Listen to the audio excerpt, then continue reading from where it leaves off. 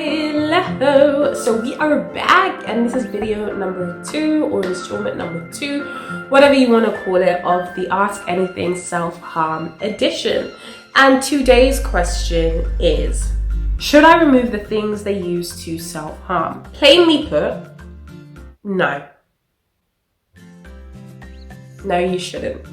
I know that that's going to cause a little bit of, I don't want to say confusion, but it's going to cause a little bit of just like, why? Why wouldn't I do that? Why wouldn't I remove the items that they're using to hurt themselves? I'm going to break it down. If this is the method that they've been using to cope with all their emotions, with their stress, with their overwhelmness, with their hurts, with their frustration, with their anger, with their joy, if you take away the one thing that has been constant for them, which, yes, it's dangerous, yes, it's scary, yes, we're upset that they're hurting themselves, but if you take away what they've been using, you might cause them to spiral and become more drastic in their methods of trying to cope with themselves, which may lead to them hurting themselves more than they currently are. That's just not what anybody wants. I don't want it, you don't want it, that's why you're here, that's why you're asking.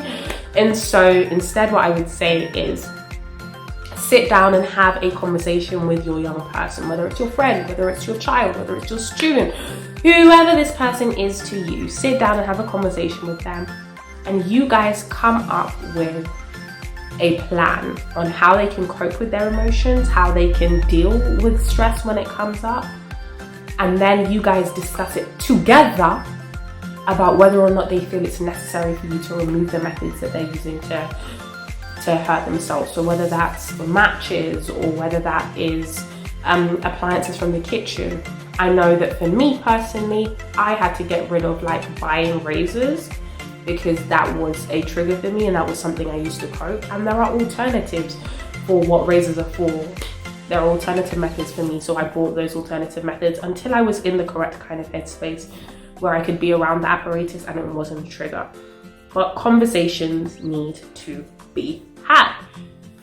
Yeah, that's it. It's that simple. This is a quick one. This was on 1212. If you haven't watched the last video, watch it. If you haven't shared the last video or you haven't shared this yet, even though you're watching it, like pause it right now, go off and share it because it's necessary information. Please do. And I will see you for installment number 3.